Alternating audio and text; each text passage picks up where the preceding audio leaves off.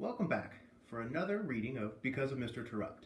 Now this is kind of a special reading today because we have two very important parts of this read aloud. The first part that makes it special is this is actually a cow.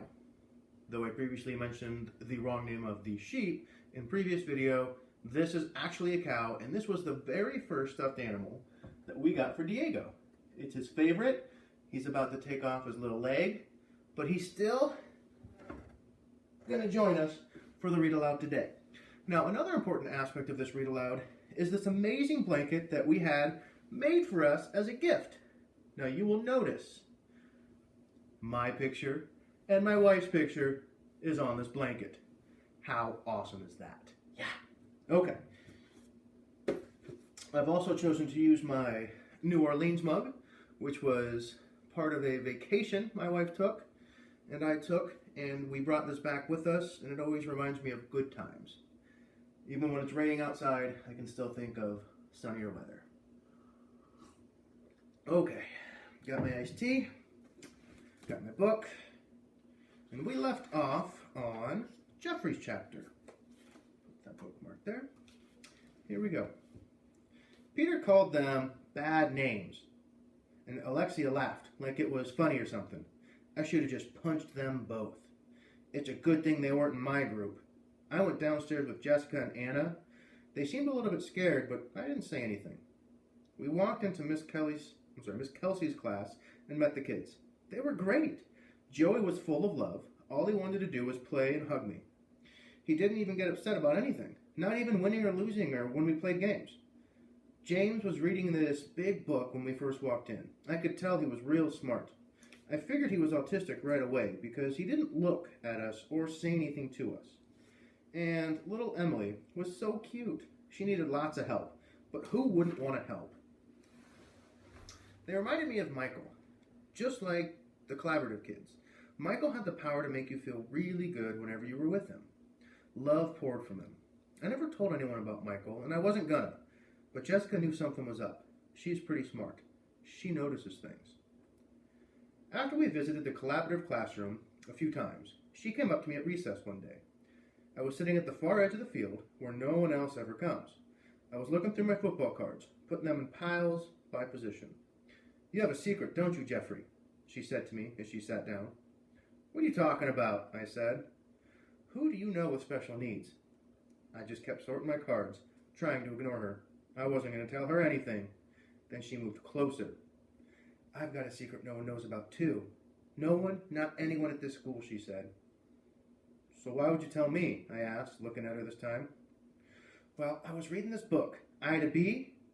Oh, and by the way, we have I to B in the classroom, and I think we're going to do it as one of our last read alouds this year. "I was reading this book, I to B, and in it, the girl finally talks a little about her secret, and it helps her out." "You're always reading," I said. "The characters help me understand, and I think about things," she said. "This helps me know what to do." "QBs, where was that pile?"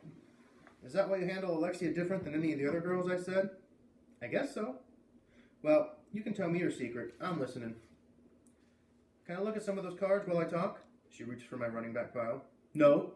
I pushed her hand away. "Nobody ever touches my cards." She was quiet. I might have scared her a little. "Sorry," I said. "I'll just hold my book then." She was quiet for a minute. I waited and she took a big breath.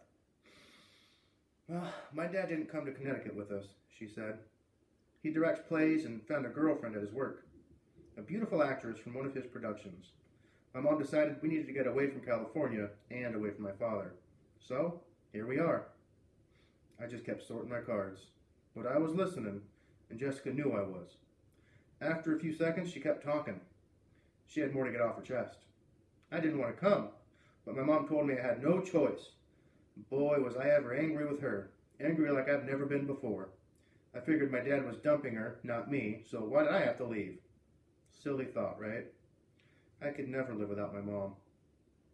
I stayed busy with my cards because I didn't know what else to do. I didn't want to ruin it for Jessica. She had a lot to tell, so I stayed quiet. What I didn't know at the time was that my dad wasn't only dumping my mom, he was actually dumping me too. The last time I talked to him was back in the beginning of school. He phoned to talk to me, but he hasn't called since. I knew what it was like to have a parent that didn't talk to you. I had two, but I didn't know what to say, so I said nothing. And then recess ended. All right, this chapter is Anna's chapter.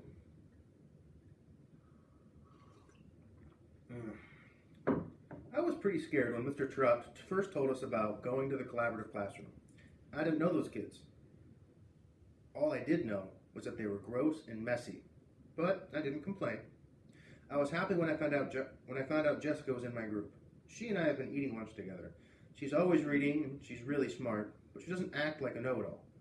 She tells me about her books if I ask, without giving away too much of the story. I wasn't expecting or looking for a special friend, but Jessica showed up this year all the way from California, and I like her a lot. I'd like to ask her over to my house, but no one has ever come over to my house before. I'm not sure what Mom would think. I'll have to think about it some more. Jeffrey was in our group too. All I know about him is that he always seems mad at everyone. That wasn't how it turned out though. Jeffrey was nice with the other kids. Really nice. And I didn't feel scared because Miss Kelsey and Jessica were with me. Miss Kelsey knew I was nervous, and she helped me get used to everything a little at a time. I noticed she didn't wear a wedding ring. Mr. Terupt had a lot of options at this school. Little Emily was so cute. I didn't want to touch her hands because she always had them in her mouth and had slobbery spit all over them. But Miss Kelsey gave us this handkerchief to wipe her every once in a while, and then it was okay to touch her. I held her hand on the way to do jobs and on the way back, and she smiled at me. And then I felt like I was going to cry. I hadn't expected that. One day after everybody had been to visit the collaborative classroom at least once, Mr. Terupt decided we needed to discuss our group experiences. Mr. Terupt, I said, before we get into a serious discussion, did you know that Miss Kelsey doesn't wear a wedding ring? Is that so? Yep, and neither does Miss Newberry from across the hall. I did not know that, but thanks for the observations, Anna. Then Peter started in. Ooh, Terupt and Newberry, sitting in a tree. Kissing. Okay, Peter, ha. Mr. Terupt held his hands. Enough of the matchmaking, though. I appreciate your looking out for me, Anna. Now, how about sharing your experiences? I wanted to tell Mr. Terupt that my mom didn't have a wedding ring either, but he'd moved on. Jessica was the first to speak up. Mr. Terupt, why is James in that room? He seems really smart. Yeah, Peter said. He knew how many forks and stuff were on the table without even counting them. You should do some math with him, Luke. Not exactly the kind of bad name you want to call him now, is it, Peter? Mr. Terupt said. No. Peter's voice lowered, and so does his head, knowing that the names he was calling those kids before wasn't right. He's autistic, Jeffrey said. No one said anything, probably because we were so shocked that Jeffrey had spoken at all, and because we didn't know what he meant. You okay back there? Moving around? James has some things that he's really into, and he knows everything about him, Jeffrey went on. A lot of autistic people have a special talent. James is great with numbers, but he has his problems too. Hey, we should have had him tell us how many blades of grass were on the soccer field, Peter said. Yeah, and then I would never have got hit in the tushy, Lexi told him. Peter grinned. But that was the best part of the project. All right, you two. That's enough, Mr. Terupt said. How do you know all that stuff, Jeffrey? I said, even before I knew I was asking the question. I felt instantly bad. Jeffrey wasn't looking for extra attention. He didn't answer. Jeffrey was quiet again. All right, let's do another chapter. This chapter is Danielle's chapter. Lexi was in my group, going to the collaborative kids. Part of me was happy about that, part of me wasn't. Things were a little confusing. Every time we went to the collaborative classroom, and every time we came back, Lexi would talk bad about Jessica, and even Anna sometimes.